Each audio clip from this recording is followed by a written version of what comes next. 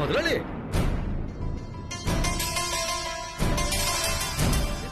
என்ன என்ன முதலாளி, எதுக்கு தாங்கி நிக்கிறீங்க? என்னைக்கு இருந்தாலும் இது உங்க ஊடுதான். உள்ளாரு வாங்க, எதையும் மனசுல வச்சுக்காதீங்க. வாங்க வாங்க முதலாளி, வாங்க வாங்க.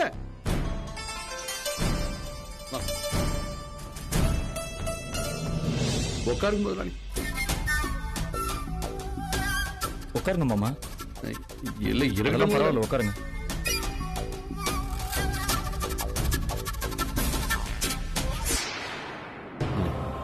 முதலாளி, என் பொண்ணு தப்புனால நீங்க இந்த வீட்டு பக்கம் எல்லாம் வருவீங்களான்னு நான் நினைச்சேன். ஆனா நீங்க அது எல்லாத்தையும் மறந்து போட்டு சகஜமா இந்த வீட்டு பக்கம் வர அளவுக்கு இன்னும் இந்த உறவு மிஞ்சி இருக்குன்னு நினைக்கும் போது ரொம்ப சந்தோஷமா இருக்குது. வா ஜீவா, வாங்க ஜீவா.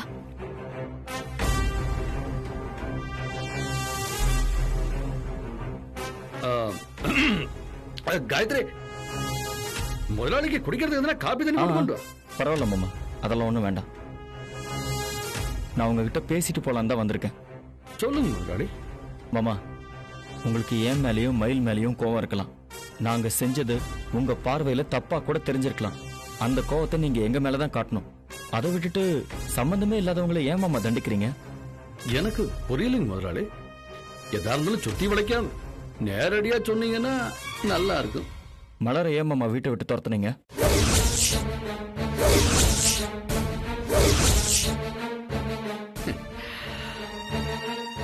நான் சொல்றேன்னு தப்பா நினைக்காதீங்க முதலாளி. உங்க பார்வையில நான் உங்ககிட்ட கை கட்டி வேலை செய்யற ஒரு கூலிக்காரனா இருக்கலாம். அதனால எஸ்டேட்டை பத்தின எதனாவது விவரம் கேளுங்க, தப்பு. அதே மாதிரி இந்த கணக்கு வழக்கு இந்த விஷயங்களை பத்தி எதனா சொல்லணுமா, தாராளமா சொல்லுங்க, கேளுங்க. அது தொடர்பான விளக்கம் கொடுக்கறதுக்கும் பதில் தர்றதுக்கு எனக்கு கடமை இருக்குது.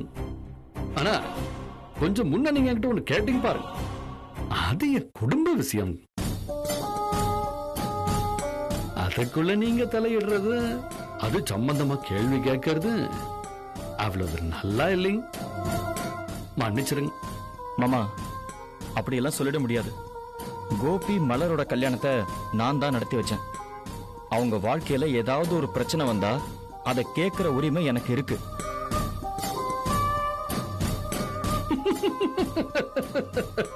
வேடிக்கையா இருக்குதுங்க முதலாளி. அது நம்ம ஊரு சித்திரசாமி இருக்காருங்க, உங்களுக்கு கூட தெரியுங்களே. இந்த ஊர்ல நடக்கிற கல்யாணத்துல முக்காவாசி அவர் தான் நடத்தி வைக்கிறாரு. ஆனா அதுக்காக ஒவ்வொரு குடும்பத்துக்குள்ளேயும் நுழைஞ்சு அவரே பஞ்சாயத்து செஞ்சுட்டு இருக்க முடியுங்களா? என் மாவனுக்கு மலருக்கு கல்யாணம் நடக்கிற வரைக்கும் உங்களுக்கு அது தொடர்பான உரிமையும் இருந்துச்சு, பொறுப்பும் இருந்திருக்கலாம். ஆனா கல்யாணத்துக்கு பிறகு இப்ப மலரு எங்க வீட்டு மருமவள் ஆயிட்டா. அவ தொடர்பான விஷயம் எதுவா இருந்தாலும் அது எங்க குடும்ப பிரச்சனைங்க முதலாளி. எங்களுக்குள்ளார 1008 சண்டை சச்சரவு இருக்கல, ஏன் அடிதடி வரைக்கும் கூட போகல.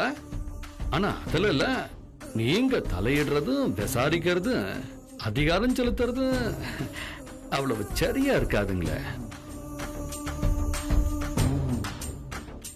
அவங்க எல்லைக்குள்ளே நிக்கிறது தான் மரியாதைன்னு நினைக்கிறானுங்க.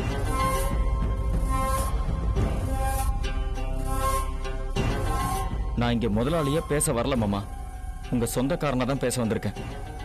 கொஞ்சமாவது மனசாட்சியோட பேசுங்க.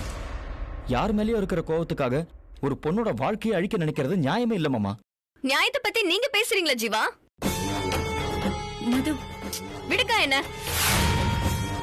நானும் எதுவும் பேசக்கூடாதுன்னு தான் இவ்வளவு நேரம் பொறுமையா இருந்தேன். ஆனா இதுக்கு மேல என்னால முடியாது. ஏன் ஜீவா, கல்யாண மேடையில வச்சு என்ன கட்டிக்க மாட்டேன்னு சொன்னீங்களே, ஒரு பொண்ணோட வாழ்க்கையை அழிக்கிறோன்னு அப்ப உங்களுக்கு தோணலையா? என்னோட வேதனையும் அழுகையும் அப்ப உங்க கண்ணுக்கு தெரியலையா? ஊருக்காரங்க முன்னாடி என்ன அசிங்கப்படுத்தும் போது, என்ன ஏத்துக்க மாட்டேன்னு சொல்லும் போது எனக்கு வாழ்க்கையே இல்லாம பண்ணிருக்கீங்களே, அத நினைச்சு என்னைக்காவது நீங்க ஃபீல் பண்ணிருக்கீங்களா?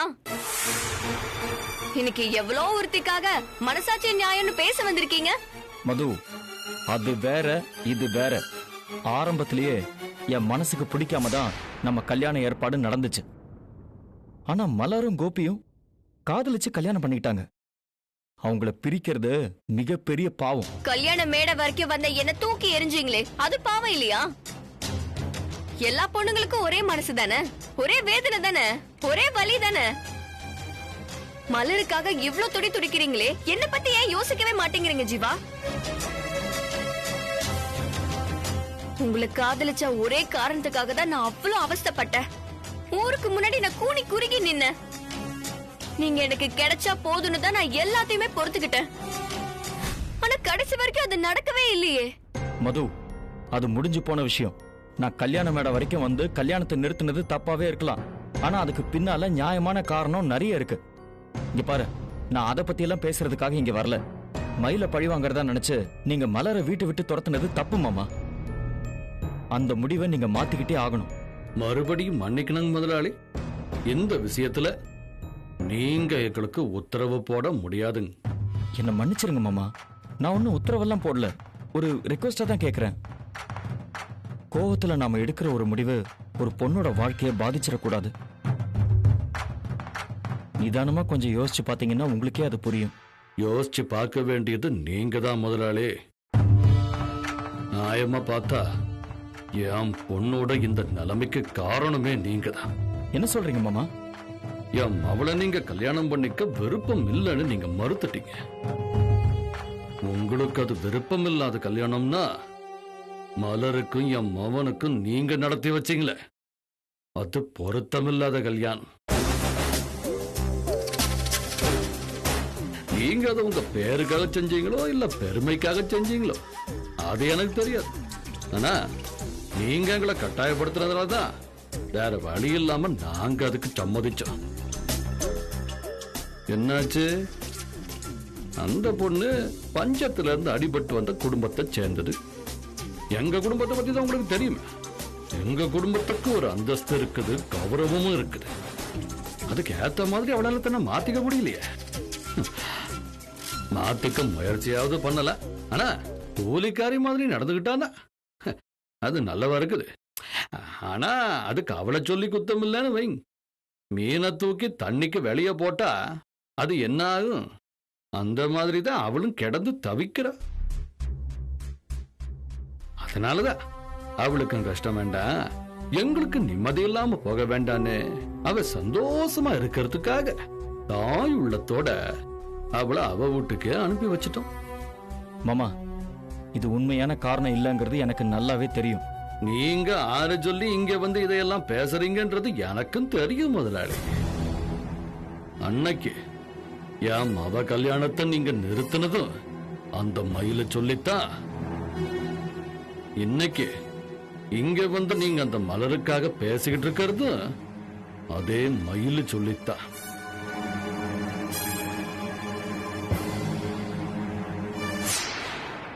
முதலாளி, என் மவளுக்காக உங்க மனசுல பரிதாபம் இல்ல. ஆனா என் மவ வாழ்க்கையை கெடுத்தவளுக்காக நீங்க பறிஞ்சு பேச வந்துட்டீங்க.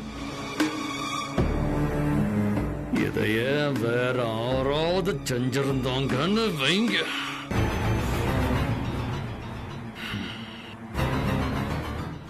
ஏதோ நீங்கிறதுனால பொறுமைய பேசிக்கிட்டு இருக்கிறேன். ஆனா இத பத்தி மேற்கொண்டு நாம ரெண்டு பேருமே பேசாம இருக்கிறது தான் எல்லாருக்குமே நல்லது.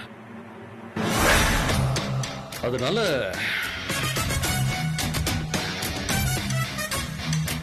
நாம பேச வேண்டியது இன்னும் வேற எதுனா இருக்குதுங்களா முதலாளி?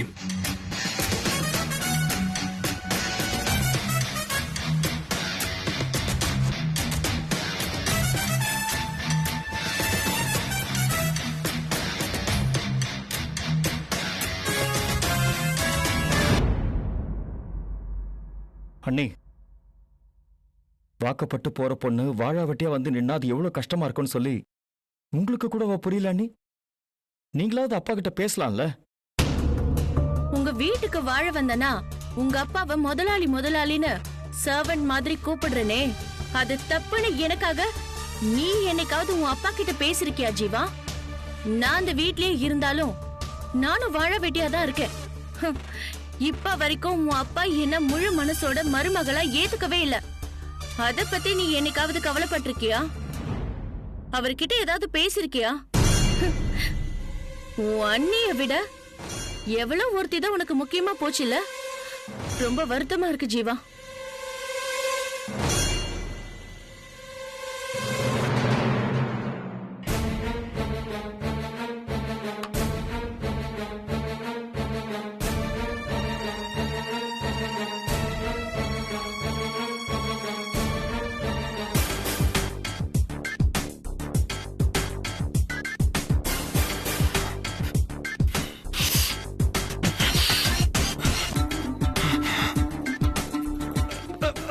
முதலாளி ஒரு நிமிஷம். அது இங்க எங்க மனசு எதுவும் மாறலன்னு தெரிஞ்ச பிறகு நீங்க அடுத்து எங்க போவீங்கன்னு எனக்கு தெரியும். ஏன் சொல்றேன்னா கோபிக்கு இந்த விஷயம் எதுவும் இன்னும் தெரியாதுங்க. அவன்கிட்ட எப்படி இதை நாங்க சொல்லித்தான் ஆகணும்னு வைங்க. ஆனா நேர்ல பார்க்கையில அவன்கிட்ட அப்படியே சொல்லிக்கலான்னு நான் விட்டு வச்சிருக்கிறேன். நீங்க ஒரு வேளை அந்த வேலையை செஞ்சீங்கன்னா செய்ய மாட்டீங்க நம்புறேன். ஏன்னா நீங்க படிச்சவரு, நாகரீகம் தெரிஞ்சவரு, புத்திசாலி பாருங்க. அதையும் மீறி நீங்க அவங்க கிட்ட எதையாவது சொன்னாலும் இங்க எதுவும் மாற போறது இல்லைங்க. எங்க முடிவை ஏத்துக்கிட்டு அவன் இந்த வீட்டுல இருக்கிறதுனா இருந்துட்டு போகட்டும். இல்ல அப்படி இப்படின்னு தாம் தூம்னு குதிச்சானு வைங்க, போடாம அவனேன்னு அவனையும் அனுப்பிட்டே இருப்பேன். அந்த பாவம் உங்களுக்கு எதுக்குன்னு தாங்க நான் யோசிக்கிறேன். அதுக்காக சொல்றேன். சரி, ஏதோ மனசுல தோணுச்சு சொல்லிட்டேன் முதலாளி. இனி உங்க இஷ்டப்படி என்ன செய்யணுமோ அதை நீங்க செஞ்சுக்குங்க. நல்லதுங்க.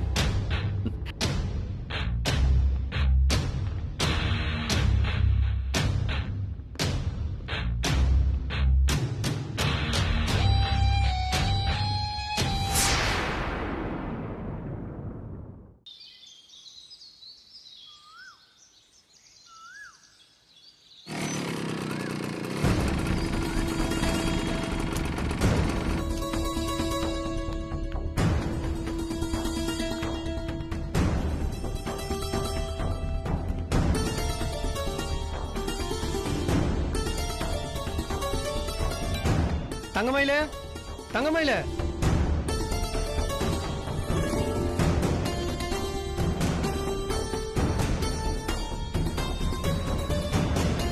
அண்ணே எப்படி இருக்கீங்க? நல்லா இருக்கம்மா. உனக்கு ஒரு லெட்டர் வந்திருக்குமா?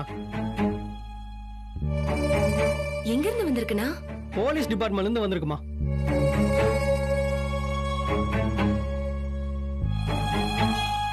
இதுல ஒரு கையெழுத்து போடுமா?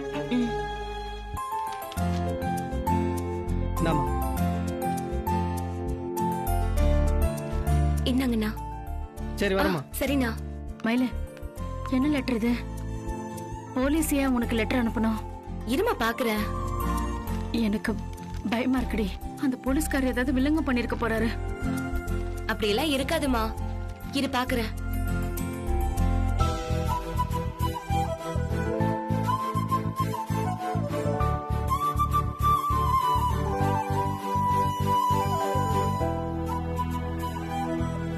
அம்மா, போலீஸ் செலக்ஷனுக்காக கவர்மெண்ட் நடத்தின எக்ஸாம்ல நான் பாஸ் ஆயிட்டேமா. என்ன பிசிக்கல் டெஸ்டுக்காக வர சொல்லிருக்காங்க. எனக்கு ஒன்னும் புரியல மயிலு. இந்த வருஷம் தான் ஐபிஎஸ் பரீட்சைக்கு பணம் கட்ட முடியல, நீயும் எழுத முடியாதுன்னு ஆயிடுச்சு. அப்புறம் இதுக்கு நீ என்ன பரீட்சை எழுதுன? இது என்ன பரீட்சை? அம்மா, ஐபிஎஸ் எக்ஸாம்ங்கிறது சென்ட்ரல் கவர்மெண்ட் நடத்துற எக்ஸாம்மா. இப்ப நான் எழுதுனது நம்ம தமிழ்நாடு கவர்மெண்ட் நடத்தின எக்ஸாம்மா. இத நீ எப்படி எழுதுன? தேனை அப்ளை பண்ணப்ப நானும் ஒரு அப்ளிகேஷன் போட்டேம்மா. ரிட்டன் எக்ஸாம் நடந்துச்சுமா. உன்னை கேட்டா விட மாட்ட, சொல்லாம போய் எழுதிட்டு வந்தம்மா. இப்ப செலக்ஷனும் ஆயிட்டேன். இப்ப பிசிக்கல் டெஸ்டுக்காக வர சொல்லிருக்காங்கம்மா. இதுல மட்டும் செலக்ட் ஆயிட்டா நான் போலீஸ் ஆயிடுவேமா. அந்த லெட்டர் கொடு. எதுக்குமா? குடு சொல்றேன். அம்மா என்னம்மா பண்ற? இந்த லெட்டரை கிழிச்சு போட போறேன். ஏமா இது இருந்தா தான் நான் பிசிக்கல் டெஸ்டுக்கு போக முடியும். நீ அதுக்கு போக வேணாம் தான் இதை கிழிக்கிறேங்கிறேன். என்னாச்சுமா உனக்கு? ஏன் இப்படி எல்லாம் பேசிட்டு இருக்க? நீ செய்யறது எதுவுமே எனக்கு பிடிக்கல மயில. என்ன கேட்காம நீ அந்த பரீட்சை எழுத போனதே தப்பு. அத பத்தி என்கிட்ட ஒரு வார்த்தை கூட சொல்லணும்னு உனக்கு தோணல?